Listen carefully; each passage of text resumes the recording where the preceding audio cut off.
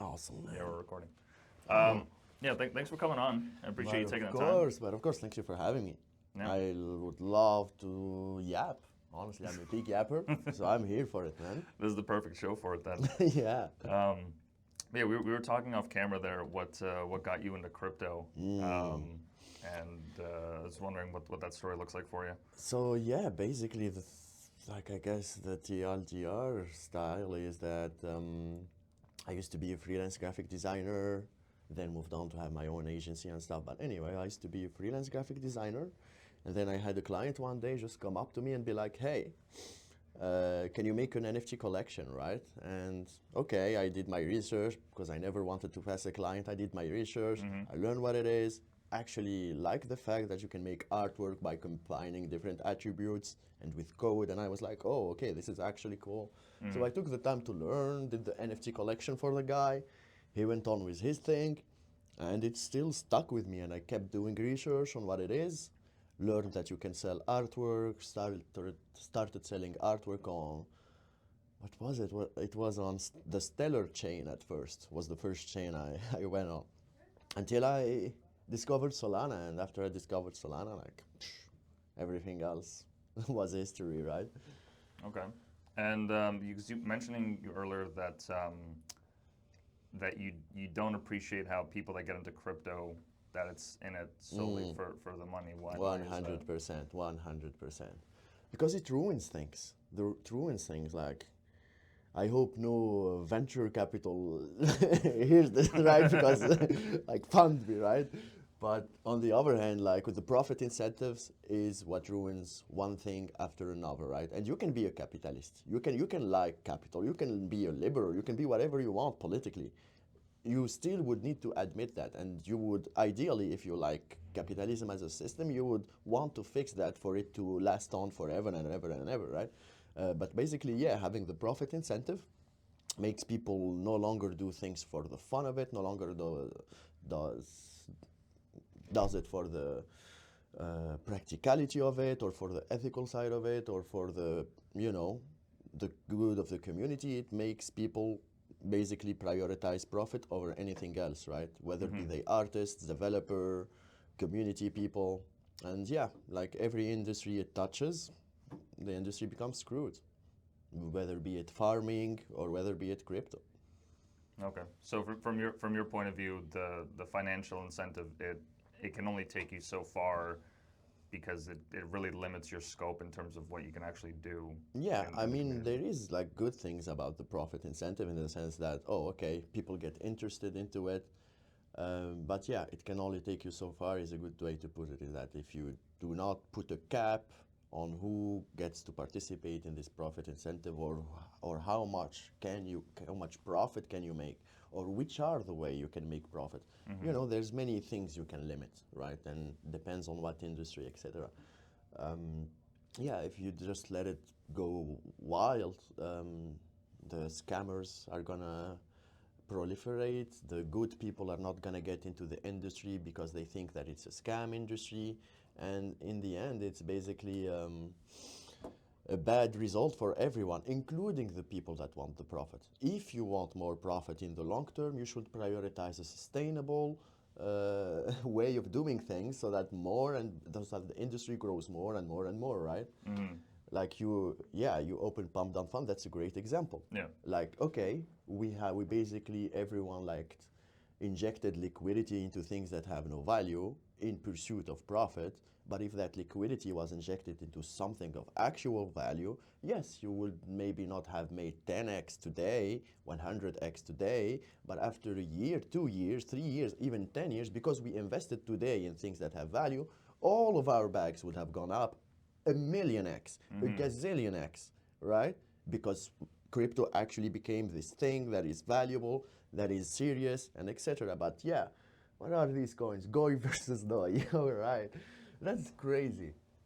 Like, look at these coins. Look at how many Oh, there's coins there millions. are. Yeah, yeah. And the wild thing was I don't know if you know about this, but they allowed for streams to Yeah, happen on Pump Fun. yeah. I think they actually still have that category, and they had some really Oh yeah, crazy they shit updated happen. it. Yeah, they had like a They lot of updated people it. that were like pointing guns at like their animals, saying if this Yeah, coin doesn't strippers. 100x, If this coin doesn't. yeah, That's crazy. That's crazy. And people like that, they should not be allowed. Like, okay, we're for decentralization. Okay, we're for cyberpunk, but it's not cyberpunk to allow that. It's not punk to allow that. What is punk is to like the person that does the wrong thing. You tell him, hey, shut the fuck up and get out. yeah, You know. I don't know. I'm not the owner of Pump.fun, obviously, and they could have done so much to make it sustainable and healthy. Because, like, you know, even like they are for the decentralization of token creation, that's great. In theory, that's great. And even in practicality, to be honest. But, you know, to help with this problem, they didn't need to do much. Like even simple user experience changes, right? Like you just change the homepage a little bit so that it shows the biggest market caps coins, so that it shows the oldest and still running coins. So it shows a curated list of coins instead of whatever we just saw on the homepage, right? yeah, Like, why are you showing that? They show the new recurring coins so that people, okay, you know, they like that cycle of coins dumping and new ones coming up because that's how they make their money. yeah. So, you know, I'm sure if Pump.fun was made by more ethical people, and I do respect them, like they're good devs, they're basically good devs. But if it was made by people that cared a little bit more, it probably would have been better for the ecosystem, right? Yeah, because exclusivity does afford you with more leeway in terms of how the community is shaped and who the kind of people that you let in. And from my understanding, NFTs are kind of like the gateway into a lot of these communities. Like the one that I know of the most, or at least the one that I see on Twitter a lot, is like Milady. It's the the anime style photos, and they have this like wide, expansive lore. They have these events that they put on, raves, and they go global. And it's very tight knit, from my understanding. They don't just like let anyone in. It's good. I like the Milady people. All of them are very based, very loving, you know, very a bit rude sometimes, but it's still okay. Yeah. You know, I really like them. I wish they were on Solana. I really do. It's a shame that they're not, but yeah. Because they're on Ethereum. They're on Ethereum, okay. yeah. Okay. And Solana's from a little I understand, Solana's like the new wave. It's the next generation, like in crypto, because you can iterate quicker. There's more flexibility with building apps and whatnot. There's many new blockchains, right? Some of them have a reason to exist. Some of them really don't. But in any case, what is the next wave is that all of this is not going to matter anymore, and we're going to go fully cross-chain. So Ethereum has its benefits and drawbacks. Solana has its benefits and drawbacks, and soon enough we're gonna be able to have just the benefits. Hopefully enough, as soon as a good team actually does good cross-chain portability, you know. Okay. And when you say cross-chain, what do you mean by that exactly? So, for example, in the sense that you can have data in Solana that you can communicate to a program in Ethereum and vice versa, basically. That's the basic gist of it. And so right now, there's not really any platform that has utilized it really well? Or? There are, but yeah, no, it's not that popular, and people are still arguing, oh no, my chain is better, no, my chain is better. It doesn't make really any sense because like we already have a proof of concept that is possible. In Ethereum, like they have many roll-ups, right? So like they have the base L1 and many L2s. And for example, I had the chance to work with Omni Network, shout out to Omni Network. And basically they are a very cracked, good team of devs, and they solved that issue like 100%. Like cross roll-up connection has already been solved and it's done for, right? And yeah, it's the same is gonna be for cross-chain operations, right? Their website, yeah. Oh, I see. Okay. And I mean, it's as you said, like, you know, people can shit talk whose network is better, whose isn't. The moment that a viable app actually comes out, yep, and shows how easy and everything it is, boom, everything is gonna do it.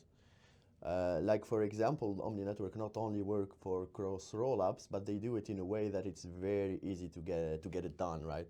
Where basically we just last time I heard 200 lines of code. Yeah, I don't know. Their website actually is not supposed to be this way. Can you reload? Maybe. Yeah, I think because I have I enforce dark mode. I'm a purist with that. Yeah, that's why they have no choice on how you design your website. Yeah, I know. I'm the worst. That's funny. Yeah. what I was saying is basically with just 200 lines of code that you copy and paste in your front end, you can communicate with other rollups. Basically, that's great, and that's a great improvement. I'm not fully knowledgeable on Ethereum, honestly, but I had the sense that it is a great improvement from other things. And yeah, things keep on improving again and again. And once that happens with in between blockchains, like all these talks and all this, you know, tribalism over your own chain is gonna be a thing of the past, hopefully. So yeah. Yeah, but I understand the tribalism. I mean, if you have a couple grand or whatever invested in it, you know, Yeah. you want to make sure that your Yeah. bag goes up and Yeah. everyone else's either diminishes or Yeah, stays the same. but here's the thing. Again, people think so short term in the sense that if you stop the tribalism and start building together, the whole industry is going to grow and your bag will grow scales and scales more than if you just pumped it yourself. Right? It's just like be smart, like the meme from the thing. Think, Mark, think. Yeah, yeah. You know? Like it's crazy. But yeah. So yeah, that's my opinions on it. And once cross-chain is gonna be a thing, hopefully the Milady people, the Solana people, you know, unite, and that would be dope as hell. Yeah, I mean, like, as you said, like everyone benefits because at the end of the day, benefits. like crypto is, at least in the public space, it's in this weird area where attention-grabbing headlines are going to make the news. Yes, Anybody sir. that sells an EFT or an NFT for like 100K, 200K to some celebrity or what have you, or somebody gets scammed like the Haktua coin or anything that CoffeeZilla covers. It's just to the average person looking into it, especially like myself, it looks like there's so much chance or there's such a high probability for getting scammed or for having projects go wrong that to the average person it's like, well, why would I invest in it?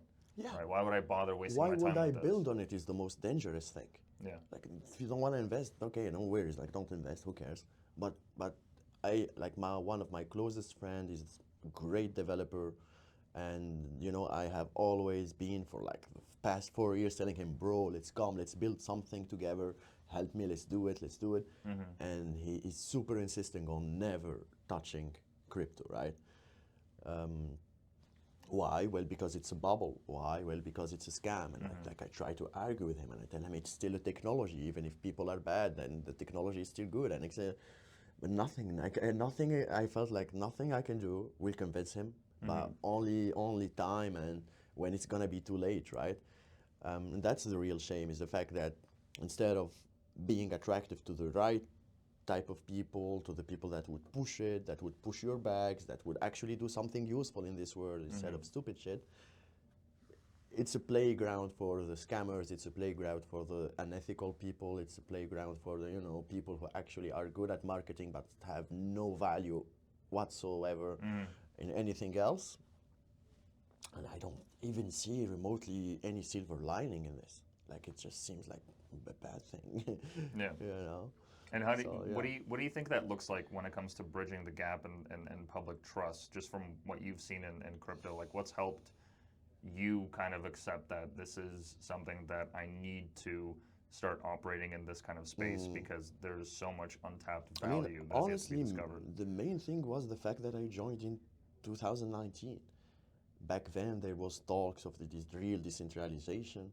Back then, there was talks of, okay, let's make a voting system for politicians to no longer be able to corrupt the votes. Okay, let's make, you know, let's get down the banking system. Let's, you know, everything.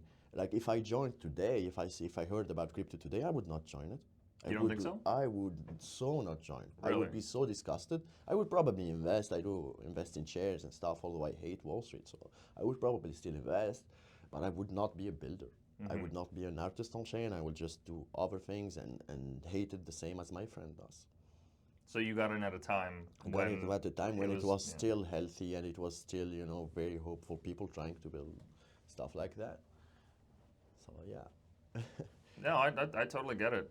That's one of the apprehensions that I've had towards it. I mean, personally, like I've spoken to you off camera about how like my main stopgap is I want as little government involvement in the process as possible, because at the end of the day, I do love the philosophy of crypto, the fact that it's a system that exists outside of everything else, that it's decentralized to the point, and that there is really no limit, no ceiling with what's possible with it. Every single day, week, month, year, there's always something new getting pushed. Yep. And there is nothing but essentially endless opportunity for just, I don't know, just cool shit to happen. Yeah, 100%. And you know, like the basis of it is smart contracts, which was the last layer where we really needed humans to make stuff, which is basically verification or trust or like the last check can still be done by a human, of course, but smart contracts like open the door to so many avenues of things we can do. And also the other thing is that we still kind of need to take everything that was Web 2 and make it Web 3. So that's why like there's so many stuff to build, right? Basically, you can take any app, just make it Web 3 or make it compatible with Web 3 at least, and you're good to go. That's a business idea, right? Yeah. Some of them are better than others. Some of them are at the right time more than others. Product market fit more than others, but you can take basically any Web 2 idea and still just build it on chain, right? Yeah. Ideally, if we do a voting system, it would be nice. If we do an economy, international economy that doesn't inflate and deflate Or like for transfer stupid fees reasons. or Yeah, right? Like the bankers are the richest class in the world, right? For what reason? Just because they're a middleman between us. Yeah. We can basically just take all of them out and literally give that money to anyone. I don't care, just not them, right? Yeah. Or Give more that money for the average person to invest. Yeah, or at least keep Yeah. it to yourself. Like Yeah. everyone keeps that. That's the right solution. Right? Exactly. But yeah, so many stuff to be done, and instead people are what are they making like fart coin or some shit? Yeah. Yeah. That sounds so stupid to me. Like a guy in Nigeria or well, I don't know, I don't care. A guy in South Africa or the African continent right now just got his bank stolen by the government as we speak. As we speak, someone certainly has had that happen to him today. And meanwhile, people are investing in Fartcoin. That's not what crypto is supposed to be, right? Yeah. So that's a lot of incentives being not in the right place, and the reason for that is the profit incentive. You don't make money by stopping a dictatorship in Africa, right? Yeah. You don't make money by making the voting system good, right? Yeah. In matter of fact, you would probably have many hardships. Matter of fact, the CIA will probably try to get you. So yeah, but you do make money with Fartcoin, and so people choose Fartcoin. Yay! What a great life! What a great industry, guys. Yeah. I'm wondering what the value of the coin is at right Yeah, now. it did pump these days. You know, and I myself, like when I look at it pump, I'm like, huh, maybe I should have bought it. It's like this human thing and this. So I don't really necessarily blame people that much. I just wish it was different. Oh, it's gone down over the last day, but over the last month, okay, it's holding steady. It's crazy, bro. It peaked really is at what crazy. is it? $2. Yeah, it's $2. It's $2 for a coin that has no utility, nothing, no devs. It doesn't even have a website.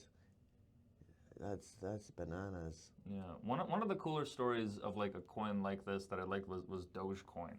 I Yeah. like that they actually went out and they sponsored. I think that they sponsored a NASCAR. They also sponsored a Jamaican bobsled team. Yeah. Which is like based on the movie Cool Runnings. I don't know if Yeah. you've seen it, but No. there's like a movie about a Jamaican bobsled team going to the Olympics, and Yeah. it's like this whole comedy. Like who would expect a bobsled team from yeah. Jamaica to come out? So as a meme, the community got together and they actually sponsored the team. They gave them like all the outfits, all the equipment, That the is cool. training, At least they're everything. doing something, right? Yeah, yeah. In my opinion, there's better things to be done, but even that, okay, at least it's something, you know. So that is cool. It's fun. It's communitary. It's like raises the morale and stuff. Yeah, I'm down for that definitely. You That's know. right, yeah. And in terms of that gatekeeping that we were talking about earlier, do you think that this shitty side of crypto will always be a thing? Is it just going to grow? Is it going to diminish? Where do you see it going so far? Someone is gonna do something about it. It is not gonna last, and it is someone that's gonna do something about it that's not gonna make it last. It's either the good builders, they unite and make their own chain or fix those already existing ones, and that's gonna stop it, or we're gonna keep doing it, we're gonna keep fucking ourselves over, and then the government is gonna do it. And then a centralized entity that already controls irreal stuff is gonna do it. And then we won't have a choice on how much control they have, what is the things they can control, what are the best ways, how to still keep it decentralized or less control. So it's for everyone's benefit if we auto, if we take care of ourselves and if we make it sustainable and healthy ourselves, so that somebody else doesn't do it for us after X years, basically. Yeah, and the government will, when they step in, they'll do it under the guise of we want to protect private investors. Exactly. We want to protect, and people will agree, right? Because us, we kind of get it. We're all young and stuff. But like when boomers are gonna start investing and start losing the money, yeah, they're gonna vote for it. They're gonna be like, yeah, what is this decentralized stuff? No, like, give it to BlackRock. BlackRock will take care of my interests. Yeah. Yeah. And like BlackRock already owns like 2% of Bitcoin, right? Yeah. If that keeps going on, like imagine if they own 50%. Imagine if they own more. Imagine if governments start investing. Basically, like they're gonna start. They obviously cannot control the emissions of Bitcoin, but if they hold enough Bitcoin, they can control the trade of Bitcoin, which is basically the same thing as controlling the emissions of Bitcoin, because they already own it in their wallet, so they can control, okay, you get it, no you don't, no you get it, right? Which is basically, okay, we just we just screwed ourselves over by letting them buy all of it. Yeah. I don't know, but instead of thinking of this stuff, instead of that, we're doing the stupid pump.font shit, so yeah. Not the best. Yeah. And not the best look, and not the best vibe. But anyways, that's how it is. That's how it is, right? I realized I'm kind of a downer. No. I look, apologize. this is a realistic take on it, because it wasn't until Solana like exploded on the scene that I saw more and more of these stories about all these scams and whatnot, because of just how much easier it became to go on chain, to make a token, to do whatever. Now you have websites like pump.fun, and as it gets easier and easier and easier with each iteration, I would assume that it's only going to become easier for the scammers to come into that. Yeah. So besides like having a moral leaning towards it, I'm having a hard time seeing like what actual control measures people can take, because like the more access that you give to everyone on any kind of platform, like Facebook initially was just for universities, right? It was just for people with a .edu email, so you could actually network with people and it was worth something. Well, now people are getting messages from fucking Nigerian scammers or what have you. Now it it's is just similar completely to how the email technology like started out, right? It's obviously always the first years are gonna be horrible and scammy and everything. But the weird thing is that we are actually the first new technology where it doesn't need to be, because we have smart contracts. We literally have the attributes of not needing to trust each other. We can design the code in a way that you don't need to trust the person you're buying from. So I don't know if you know them, but in Solana we have lily pads. Are you familiar with them? Not really, but go ahead. Basically, they built a protocol for NFTs, whereas if you buy an NFT, for whatever reason, even if it's after a year, after 2 years, you can still refund your NFT and get back the price you paid for it. The original price? The original price. The Wow. original price you got for it. I mean, it's a bit more complicated than that, right? Because they have an LST and whatnot, but something like that is doable. Mountain DAO, I think, is doing something like that, but not with NFTs. They're doing it with investments. So, like, if you want to invest in a company, basically every decision is made through the DAO, right? And the treasury that got invested into the company is still in control of the DAO. And basically, each time, like, basically, if you no longer trust this company, you just take the loss of the money you already spent, true, but at least the rest is still available for you guys to get it back, right? Okay. So different stuff like that are possible because of smart contracts, and even better and even more secure stuff are possible if only we spend the time to develop it more and more. But we are actually the only industry that did not need and have zero need to go through that painful phase of the scammy phase, because our industry is, how do we say, like, unique, and its main value proposition is smart contracts. So it's really, really weird to be in this situation, right? Where you have the tools to like solve the problem, but there's not, whether it's incentive or what have you, there's just not enough moves to push Yeah. into that. Yeah, I could probably make it if I had the funds, but the funds are not with me. The funds are with pump.fund. They are the ones that have the funds. It's Magic Eden that has the funds.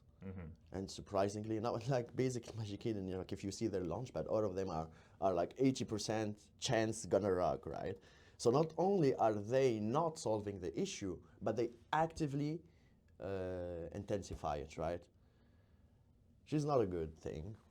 But Okay. yeah. Oh, so it's an NFT platform. Yeah. Gotcha.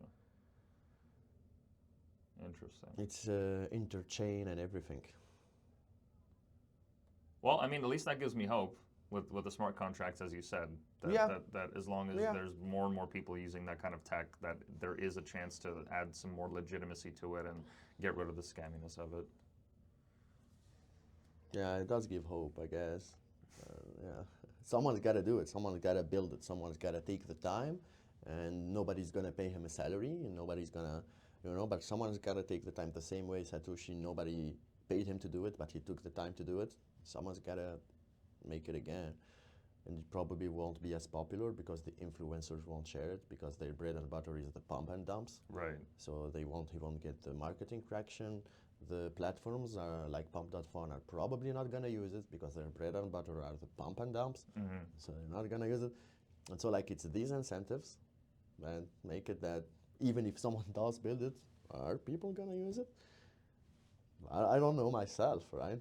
I think they will. I think they will just purely because of how frustrated you are about it. And if that's how you're frustrated about it, I guarantee you there's plenty of other people that are too that would gladly support that vision. I hope, man. But the thing is that what I think is what really should happen is as all of us people who are frustrated about it should make our own blockchain and leave the scammers alone. Like keep scamming each other, keep doing shitty stuff between yourselves, and we'll move on to the next thing, right? That does sound a little bit decentralized, but sorry, like it would be a sort of a centralized thing because you're gonna make your own shit and like block these people from on. But Yeah, there's some curation. Yeah. oh wow, we're dying, huh? Now we got some fake emergency alert. Yeah, I got that too. Yeah, I don't know, man. Is there something more spotted if we can talk about? Like, for real. Yeah, well, I mean, but before we move on to what you guys are building there, I wanted to ask you what your take is on the crypto environment in Canada, where we stand right now. Canadians are great. As a people, Canadians are great. And they are actually, like, I don't know, I have been to crypto events, I have been like either IRL or online or stuff, I have been inside of communities. The Canadian people are one of the most ethical ones, actually, which is great.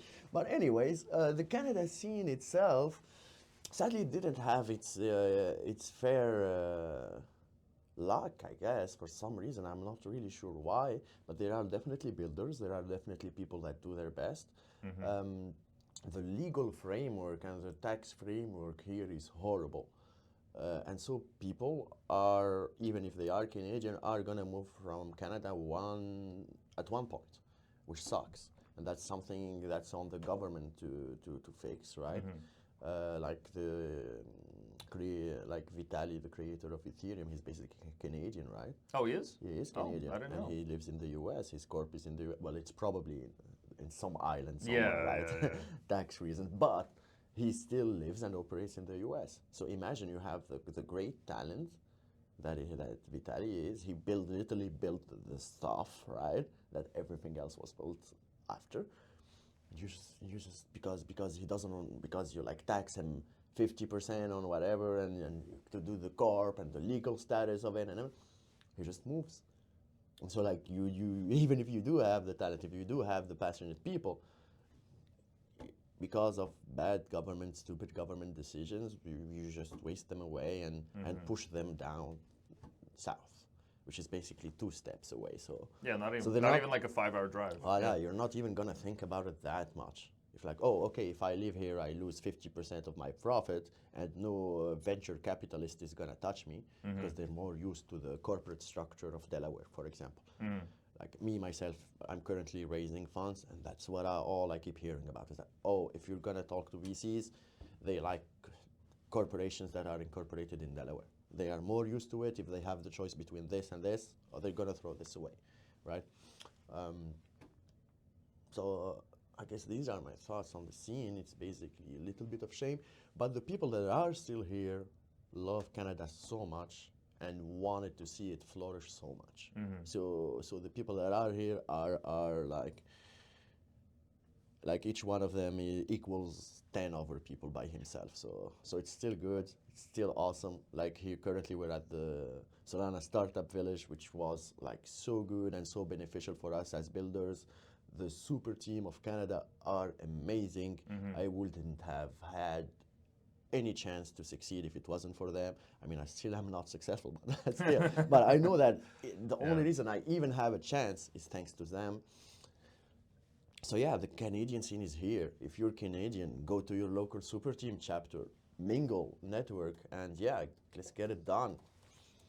No, absolutely. And I just to echo your sentiment there, I've gone to some tech events around, well, around mostly Ontario, and I've heard the same kind of sentiment even when it comes to just coders and developers, that they'll go to Waterloo, they'll do their time, they'll get their internship, they'll do all that, but the moment that they get an offer from San Fran or from wherever, they're like, yeah, fuck this. Why would I bother staying here? USD. Yeah. USD, bro. That's what they're chasing, right? With the conversion rate and everything. I don't blame them. Yeah, you can't blame them. I myself used to get paid in USD. It was amazing. Yeah. Yeah, I was balling, bro. Absolutely. I was balling. I have no doubt. You know? Yeah. So, yeah. There's a lot of potential. I'm hopeful. I'm still hopeful even with all that. Yeah, definitely. And super teams are literally like making it by themselves, and you know they're supporting other Canadian organizations that they themselves are actually pretty cool. So yeah, although the scene is not as big as we would like, but there is still a scene, and it's damn well good, right? The little that is here is very, very good. Like even the developers are cracked, so that's a very good sign. Yeah, without them, I wouldn't be sitting here with you having this conversation. Right. Yeah, or any of the events that I've attended. Right. Yeah. So the proof is in the pudding. That's guys. right. It's right here. That's right. Just to kind of pivot, in terms of the project that you guys are working on there with Society, Yes, sir. give me a little breakdown on that. You've given me some information in terms of what it looks like visually and what the plans are, but in your own words. All right. So basically, we're building the Solana Town Square, right? That's how we like to put it. Basically, we're trying to build a 3D virtual world that unifies all the communities that are in Solana. Like we were talking earlier about the tribalism and everything like that, in the sense that every community, you buy the bags, you like your bags, or even if you don't like them, you still push for them and hate anything else that you don't own in your wallet. That's not healthy. That's not how an ecosystem is supposed to be, and that's not how communities are built, right? So the idea is that we are trying to build a social layer on top of everything, a social layer on top of everything that unifies the ecosystem into something that is actually fun and something that is actually usable. Our goal is to have the users, instead of opening Twitter every day, where you only see chill posts, people chilling their bags, GM posts. people you don't even know, people you don't even know, right? You don't even know, you don't even like, you will never know them because they have thousands of comments. They don't know you, and that will never change. I mean, obviously it depends. But yeah,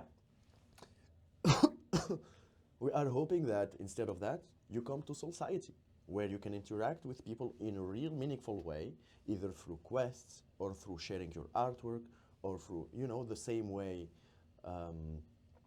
VR Chat managed to do. They really, really did a good job in the fact that people just come there to chill out, to hang out, to entertain themselves, because like the biggest entertainment you can get as a human is from another human. The biggest like serotonin boost you can get as a human is from another human, right? So yeah, that's kind of what we're trying to build through many things like mini games, gallery displays. You know, we're basically trying to build the metaverse. And here's the kicker, is that our decentralized application works straight out of Discord. So it is the first of its kind Discord application, right? The same way we have Telegram applications, which we also are gonna do. We're gonna do Discord applications. And the idea is that no matter where you connect from, Discord, web, mobile, Telegram app, And no matter the server you connect from or the community you connect from, so if you're part of MonkeyDAO, you're part of Foxes, you're part of whatever community, I don't care, everyone gets funneled and gets put in the same virtual world, so that even if you do push your bags somewhere else, at least in society, you're all here together. You don't even know or even care what the other person's bags are. And no matter how expensive or no matter how worth your bag are, did you lose money today or not, you can still use those NFTs you hold and those tokens to hold to interact in our world. The same way like a 10K NFT or a $0 NFT, like obviously people care about that a lot, but in society, what people are gonna care about are other things. Oh, the art of this NFT is pretty, so it still has value because you can display it. Oh, holding this meme coin token, even if it's not profitable, maybe it still gives you a title, and that can be displayed and that can be shared. It's funny, people like it. So in a sense that even if your bags are not profitable, we want you to still care about your bags, we want you to still like your bags, we want you to still use them in other ways. And hopefully by doing that, we will reduce that profit incentive that we were talking about. Okay. And in terms of community curation, how do you imagine that would look like for you guys? Is it just like the barrier to entry? Is it just a matter of having an NFT or being a part of these communities? Because even people like that even have those, I would assume that there's still like a percentage of them that are just looking to flip, to just make a profit, Yeah. to what have you. Like, how do you guys envision that kind of moderation The looking like? idea is basically we aren't selling anything. We don't have any NFTs. We don't have anything. It's an open world, and like that is beneficial for us because when you're trying to build a sort of metaverse or a sort of chatting platform or something that is a little bit social, the same as VRChat, you cannot do that because it relies on the number of users. Like, because as I said, the thing that is entertaining in any social thing is the other humans. So like, I don't want that number to decrease, right? Right. The only thing is basically if you rug the project, I will ban you from my app. If you did something scammy to the community, you are very not welcome, and it probably won't be effective because you can make a new wallet, but we sure as hell are gonna try to make it hard for you, right? That is the only thing in terms of moderation that we would even consider. Like even as I am saying it right now, it is obviously not decentralized, right? Yeah. But yeah, if ever we are doing anything to limit that, then that would be it. But other than that, we do believe in like free speech. You can say swear words, you can post any artwork you like, as long as you're not a Nazi, you can do whatever you want. Yeah. And yeah, Basic free speech. Yeah. yeah, you know. Okay. So what would the incentive be for the average person to get into it? Because I understand that the community incentive. If you're deep into it and you want to network, if you want to show off a project that you're working on, or you Yeah. potentially have a room of your own, because from my understanding, you guys want to have it so that you can go through these like portals to different rooms and all the different apps that people are building. What do you think would make it attractive for the average person to be like, well, I don't just want to buy this NFT and have it on a wallet somewhere. I want to go and engage. Yeah. So currently the people have their NFTs in a wallet. They're just sitting there. They're not doing anything with them. So already, if you do have them in a gallery, or if you have them in your house and you invite people into your house, and you know that is already better. And then afterwards, if you can add another layer on top of that, where not only you add it to your gallery, but people do visit your gallery and people tell you, oh, you collected this, oh, that's cool, I collected it also back in 2019, or oh, okay, and the discussion comes up, and so on and so on. So like really the goal is not just to display it, the goal is to get it where people interact with each other because of the display. People try to collect the old stuff because they look cool because of the display, right? So that is the goal. That is what ideally would be, if we do our job right, of course, ideally would be what people hope for through our app, which is to reach that social interaction, to reach that social cohesion and unity, right? Other than that, like our main goal is that currently I don't believe anyone is enjoying this industry, right? Even if you do open Twitter every day, we all open Twitter every day, we are all very miserable. We are all very miserable, we are all very hateful, And even like the people that did make profit, even the people that did make millions and millions of dollars trading, they are still not happy. And they still show up every day. The idea, and hopefully what the value we can give to people, is that they show up every day, and instead of opening Twitter, they open us, and it's actually an experience that they enjoy. Whether be it they're a collector and they display what they collected, an artist and they sell their art and people compliment them and people collaborate, that's also awesome. Whether they're a gamer and there's mini games, and whether they're, oh, I forgot the last thing. That was the most important thing, and I left it to the end, and then I forgot. But yeah, basically, that is the experience we want to deliver. And the way we're gonna try to do that is little by little, step by step. For example, people already do poker nights in different communities, right? And so if we add the poker functionality into our games, people are able to do that in a better way than that was done before, faster than what was done before, and with less friction than that was done before, because number one, we are directly in Discord, where your communities already is, so you don't need to open a tab. Okay, what game are we gonna choose? Which poker provider we're gonna choose? Take the room ID, send it, etc. Some people join, some people don't, etc. Yeah. You need to do like fake tokens, and then the winner gets sent one soul or whatever. Okay, no, it's already in Discord, where you guys already are. It's already integrated with Solana, so you can bet real tokens, if you want, of course, or if you want to make it fake, you can. Right? So it's a better experience. It's not groundbreaking. We are not reinventing the wheel. We are just making it better, hopefully in every aspect possible, right? So yeah, I guess that's why people would use our app. Okay, making it seamless. And no, I certainly see the appeal there, because as you said, like going through these different, like clicking on the websites, the platforms, games, do I go on Steam, do I go here? Yeah. Having it all in one place. Yeah, and here's the would thing. make it easier. So like, usually you might be a goated poker player, right? And let's say you always use that platform and you have like a badge or whatever that you can like show off. All right, but then you do close that poker app and you go back to Twitter, where nobody knows that you have that badge. So that badge only has value in that poker website, all right? You are a goated artist. You have like the most prestigious stats and whatever on Exchange Art or whatever website. And then you close that website and you go back to Twitter, where nobody knows that. Nobody knows that in the poker app, right? And it's so disconnected. So hopefully with society, since everything is in one location and everything is in Discord, where your community already is, the achievement you do here gets shown everywhere. And basically, titles, achievements, everything gain value in community and not in isolation, right? Isolation is the killer of anything that is not profit. And that sucks. So yeah, hopefully by making a holistic experience, we can bring that to people, right? Yeah, right on. That's an incentive enough for me to sign up on it and get my first NFT. Hey, that's what I like to hear. But in terms of some of the apps that you guys have coming on the platform, you mentioned to me off the recording here that you're working on like an audiobook room. Yeah, we already did the work. Basically, Lumedot, which is made by Camille, who is here in the Startup Village.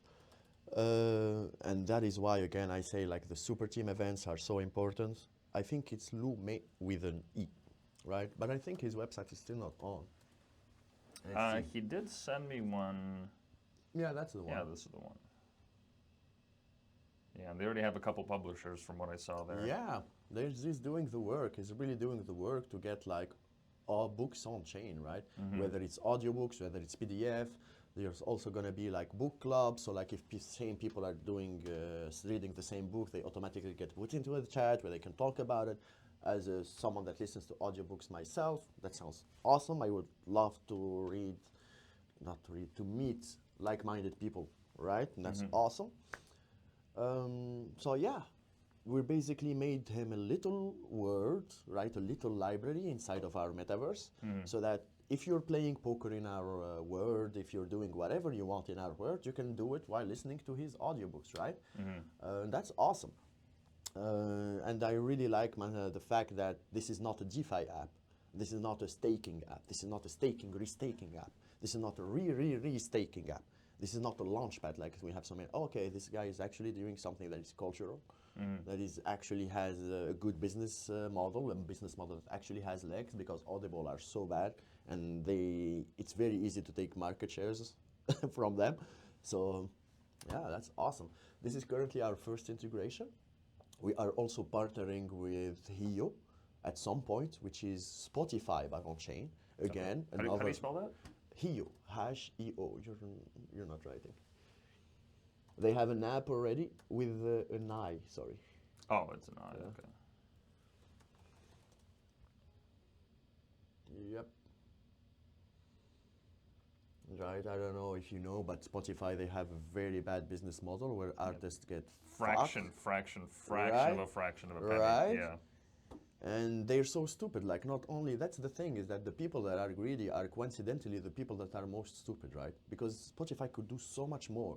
They could also sell merch when they take the cut. Sure, take the cut. They could also sell ticketing. Why the hell is Ticketmaster selling the tickets with a gazillion-dollar markup, right?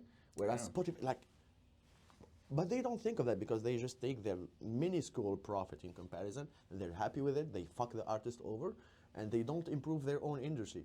But these guys here, they get it. They're gonna do it. And I would bet whatever you want that they're gonna take at least half of Spotify's market share. If not in a year, it's gonna be in 5. If not in 5, it's gonna be in 6, right?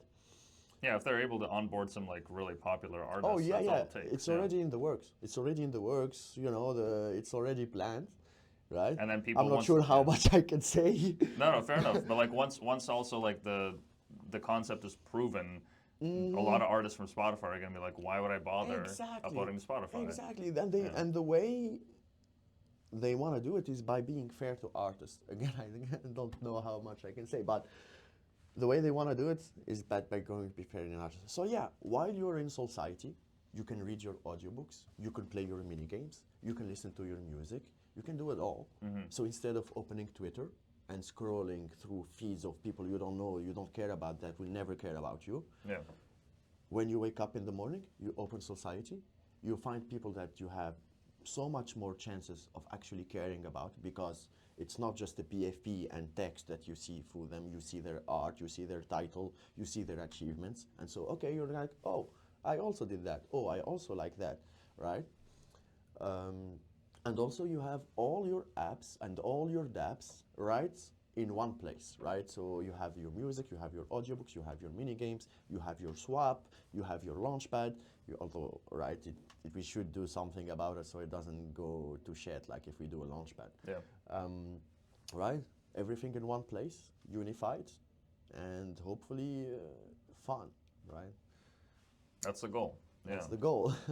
And do you guys think that you would ever do like a VR platform with it, or is it just still going to be like? Yeah, definitely, desktop and definitely, mouse? definitely. But VR development is hard, it's costly, and I mean, it's hard and costly if you want to make it good, right? Because I can just slap on a Unity package right now and it becomes VR, right? But it would be so bad. But yeah, definitely in the works, definitely in the works. Integrations are also like one of our main thing. Also, we integrate the dApps, but we also integrate the other verses, right? Like portals, like anything else that wants to be integrated, we integrate it.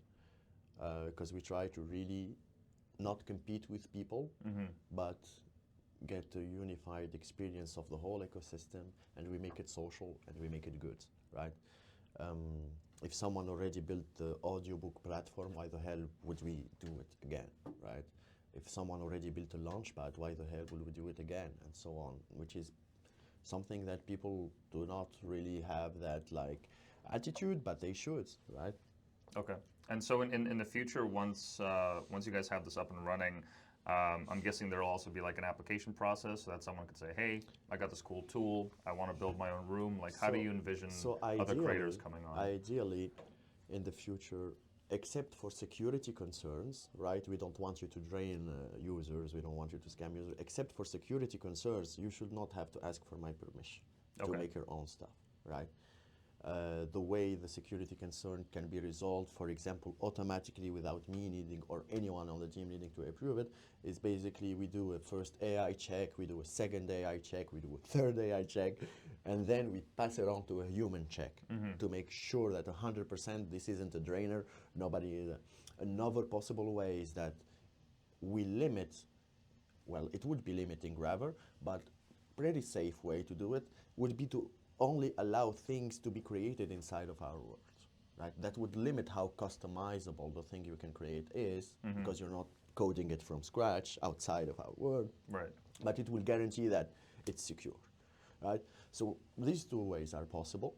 And ideally, like it would be one of these two ways or a combination, or maybe we think of a third thing that allows for a better process. But yeah, ideally in the future, there wouldn't be any application pros. You just log on, say, hey, I want to make stuff. You make stuff. Stuff is there. Done. Gotcha. Right? Right on. And throughout this experience, so how long have you guys been working on this now? We've been building it for 5 to 6 months. 5 to right? 6 months. Yeah, bootstrapped, savings running out. But we're still building, man. A classic founder story. Yeah. What have you? What are some of the things that you've learned throughout this process that I don't know, either surprised you or just like came out of left field? Or? I mean, if I'm gonna be real, what I realized is the process of creating something makes you a very hateful person. Right? In what way? In the way that you get no help, right? And you always expect like, oh, my thing is amazing. Obviously, I'm subjective, right? Right. But I also know objectively that my thing is amazing. I don't know. Yeah. I don't know how subjective I am. But you never know. But anyways, and like you see, and you expect like when you go to market or when you present it to someone or something, he would help. Or like they would get help, like, okay, I just need to build it and then the next stage will be easier and then the next stage, but no, it never gets easier. It never gets easier. It's like hard. Apparently what I understand now, it goes on to being hard until you get lucky. It's not a matter of skill. It's not a matter of nothing. It's a matter of luck or of a network, right? And as soon as it succeeds, sure, that's great, and it succeeds all at the same time, and you're gonna go big, like even fast. Right. But before you get to that stage, it's a struggle. No one is gonna help you. You're not gonna get funded. The market is not gonna accept your idea, no matter how cool it is. And yeah, all this process makes you a hateful person, honestly. Like, you're like, you become, you have grudges, and you're like, I would understand like a founder or a CEO that becomes an asshole, although he started out as an ethical guy, afterwards he become a greedy asshole. Oh yeah, okay. I while building, I'm like, oh, okay, that's why this happens. That's why everyone is shitty. Everyone that is successful is shitty. It's because, the process makes you a shitty person, apparently. Right. Because you understand the idea, you understand the value of it, and you just want to iterate it as fast as possible and get it in as many hands as possible. But at every step of the way, there's some kind of a stopgap or some kind of a gatekeeper that you have to bend the knee to or work with. Yeah, bro, you just to get marketing or some people are horrible, right? And usually the good people, when you're starting out, they don't have the time for you because they're busy, and that's all right, that's understandable. But the issue is that, okay, so you're gonna have to make with what you do, to make with your budget, to make with stuff.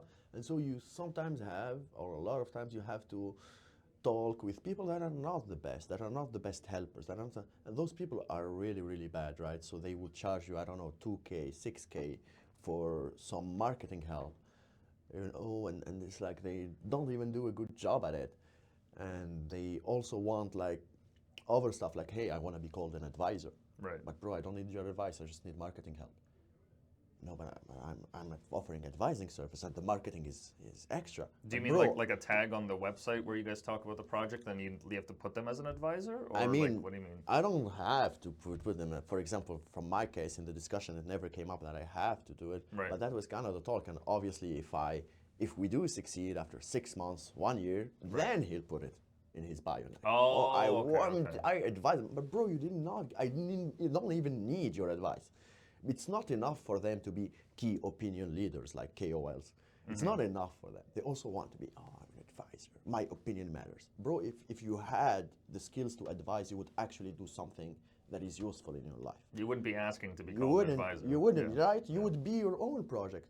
You would build your own stuff Yeah. because you have the marketing already, you have the followers already. So if you actually had the brains or if you actually had the skills to advise, you wouldn't be waiting for me to advise me. You would have already done your thing.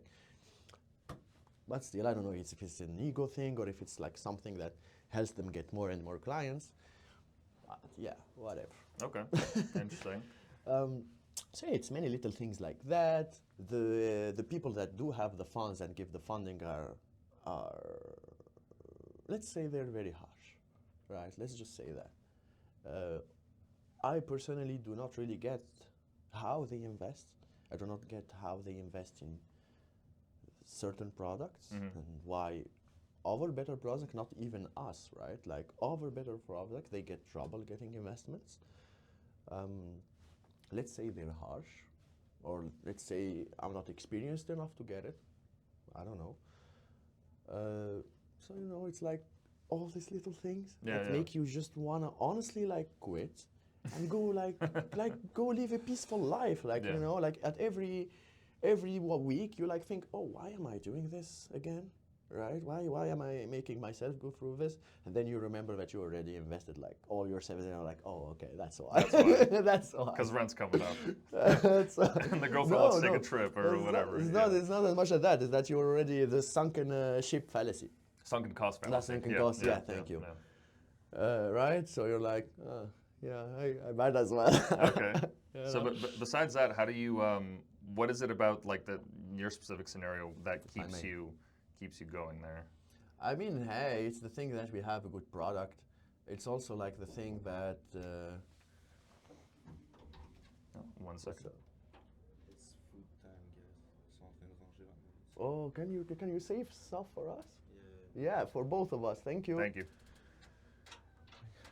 See, that's my business developer. Good guy, right? Yeah, great guy. So, for example, one thing that helped me is the fact that I went to Super Team and that I started showing my product. And there isn't really an investor working around, right? Although there is people that might help with that, etc. But it's the fact that I started showing my product in real life to people that are cool, and the people that are cool think that my project is cool, right? Alrighty.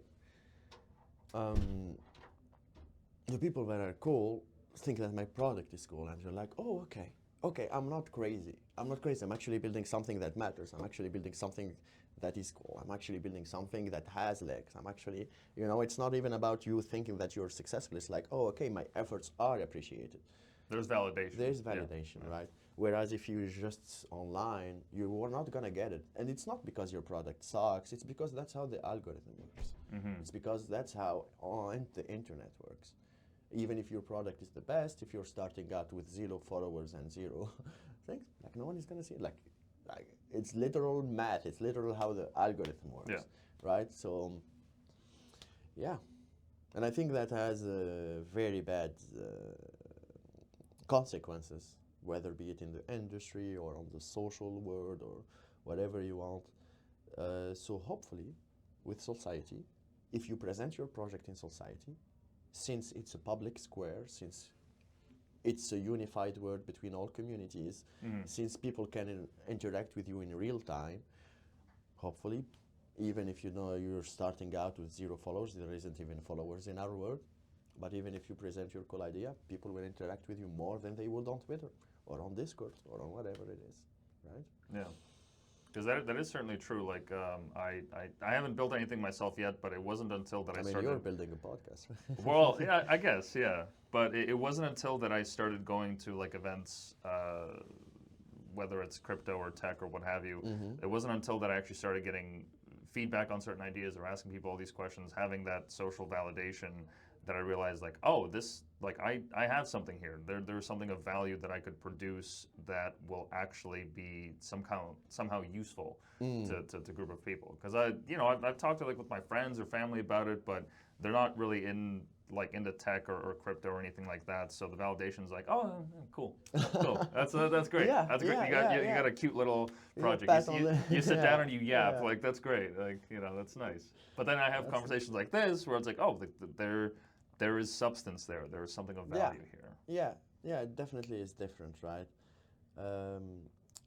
Yeah, another thing I was gonna mention is like on the how the process of building something makes you hateful. Mm-hmm. Because like you ask me what stuck out, and it feel like this is something people need to know, right? Another thing that does make you hateful is because the profit incentive that I obviously hate because I keep coming back to it, is also exists in the real world, right? And you do have friends. You do have friends that are developers, that are builders like you, or you can even, like help in other ways, right? Mm-hmm. But since everyone has got a job in real life, and everyone, even if they do have the time, they might want to relax for the next day of job.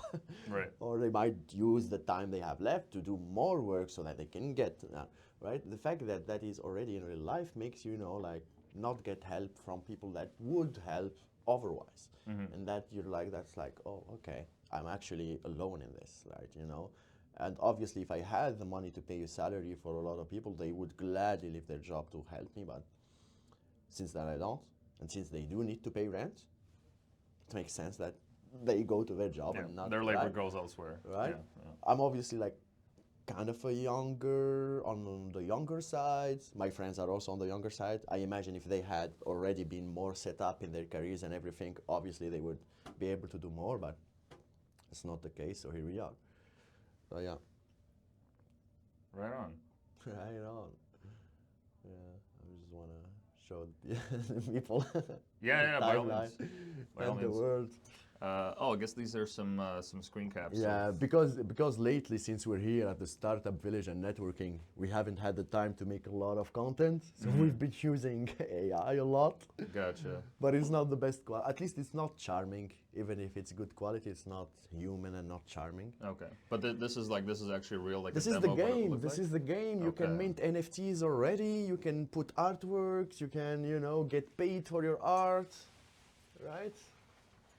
This is actually not real, but we already put the chat, and it actually looks better with this. So that's cool. Okay, right on. Oh, and I guess this is the actual person that's working with the assets and whatnot. Yes, sir. And from what you told me, all the assets that you guys are building, they're all original? Not all of them are original. Like not any, I guess. Some people do 100% original, but some of the assets are like made by other freelancers or over, how do you call it? Like asset makers, I guess. Yeah. But yeah, I personally feel that it's a normal thing to do. And it's literally stupid to remake a thing that already exists and that already looks good. Like the guy made it, the guy is getting paid for it, the guy is happy, the guy is actually good at his job. Why would it be any better if I hired him and then he made it for me, right? Or at least that's my opinion. I do know that in the industry some people are not fans, and they are right to, because usually when people just take assets, that means they're not builders, that means they're probably trying to scam you, right? But in our case, just to make everyone feel safe, in any ways, we're not selling you anything, so fuck you if you don't feel safe, honestly, man. Like, I don't give a fuck. But other than that, I don't know, like 80% of our stuff is original and 20%, 30% is like... I mean, realistically, anyone that's a purist in that regard, you're missing the point, because the point isn't to make something that's like 100% original. If there's already like all these free resources, whether it's like all these different websites or what have you, or Exactly. Not the Unity engine, but the one that Epic Games has, I forget what it's called. The launcher? Or No, they have like Unreal Engine. Yeah. Unreal, yeah. If you have assets from that, or even from the Source engine from Steam. Because where does it stop? Should I stop using Unity and compile everything myself? Yeah, should you make your own computer from scratch, find your own Oh, sand yeah, and alrighty. silicon? Like, where does it stop? And why did you draw that line there? Oh, I know why. Because you actually don't get it. You actually never built something yourself.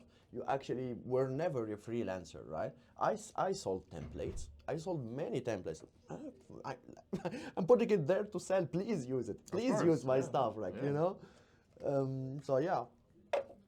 Okay, and so in terms of where you guys are in the project right now, so you're trying to secure funding at the moment. Yes, sir. If anyone knows a VC friend and is listening to this, don't send him this podcast, but send him my way still. Yeah, the website. Send them the website. Okay. And in terms of a rough timeline, if you could estimate that from, let's say you guys get the funding you need at the percentages that you want, and everything works out ideally in a magic perfect world. Yes. The timeline to build and have this up and running. What does that look like? So we are already up and running. Okay. We are at the MVP stage, which is the minimal viable product. It's very scrappy, but you can test the functionalities, and you know it's fun to see a game that runs directly in Discord, right? It's all in DevNet, but basically our alpha launch is gonna be in 3 months. That is incredibly smooth for running in Discord. Holy I shit. know, we're fucking cracked, we're fucking good. We are. Yeah, that looks awesome. Right? Thank you, man. And you know, when you compare us to other projects that have been building for a while, that have all the funding in the world, and you see what we did with no funding and in only 5 months, you're like, oh, wait a minute. That's pretty fucking good. Wait a minute. Why aren't the others doing this, right? But whatever. We're not stay on that. Anyways, what was I saying? Oh yeah. So the alpha launch is coming in 3 months. The beta will probably be by the end. So like the beta launch will probably be in 12 months, and the real like full on ready to go launch with just patch updates coming every quarter or so, something like that, will probably be in 2 years or something like that, because you know we're building a game, and you know you will never consider it done until like there's a lot in it, and we're especially building like something that is very close to the metaverse. I mean, it is literally the metaverse, but I just don't want to straight on. Of course, if they have their own copyright, right. And it's like a lot of moving parts, and there's so many aspects of it. There's the art, there's the community, there's the mini games. So it's a big project, right? But basically the alpha launch, where what we promise you is that it's gonna be fun if you're gonna enjoy it. Maybe not every day, to be fair. But 3 days a week you're gonna open it and you're gonna enjoy it in 3 months.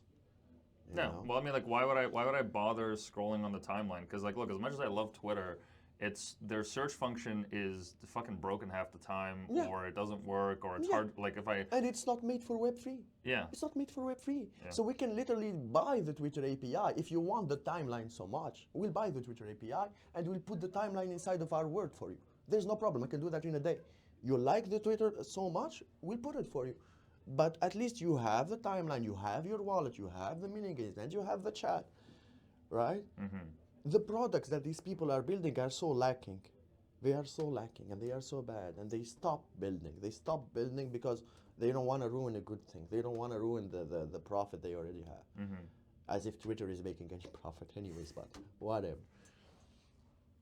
Right on. Well, I mean, look, if there is that sizable gap in the market, then I can only assume that adoption of tech like this will, it's not an automatic guarantee, but whenever there is a gap in the market that's sizable and people are just so tired of the noise and they just want everything consolidated in a single platform, I mean, if you build it, they will come. Oh, that's what I thought. That's what I thought too. I built it already. Where are you know, and no, but yeah, they will come because of grit, and you know, they will. If what they want is profit, we will trick them into thinking that there is profit, or basically we will sacrifice part of our funds to give them the profit, just to bait them into the word and then hook them with the fun and the community. Like, you know, we gotta be realistic. Okay, everyone is chasing profit, sure, chase it our way, and you'll get hooked. That's the attitude, right? They won't come because we built it. Certainly not. But it's okay. We get you. You know. Okay, understood. So how do people sign up for the alpha? How do they get a chance to sign up for it? What's that going to look like? You can just honestly go to our Twitter. Is it on the Twitter? Wait a minute. Oh yeah, you can just go to the Twitter page, society.solana, which is that's my page. Yeah. Oh yeah. And go to the pinned post, and the pinned post has a link to our Discord. You can just join the Discord, launch the game. Done, as easy as that, right? There's no list, there's no pre-sale. We're not selling you anything. Just come, test our game, give us feedback. shit on our primary designs, you know, we would love to have you, right? As easy as that. Simple. No, I'm definitely signing up immediately after this. I'm going to explore and see, play around with it. But that's great. Now, in terms of timing, did you have anything else that you wanted to finish up on? Anything Nope, else? Any I'm pretty socials you good. wanted to shout out? Or I mean, hey, that's the page, Society Solana. We're a hacking good project. We're hacking good builders. And yeah, that's pretty much it. yeah. And you guys can find us personal at Semo Society on Twitter. Thank you again for joining me today. Man. Thank you. I understand. Well, just from everything you said, you guys have a very hectic schedule. So Yes, carving out this sir. time is I appreciate that greatly. Well, thank you, man. Appreciate it.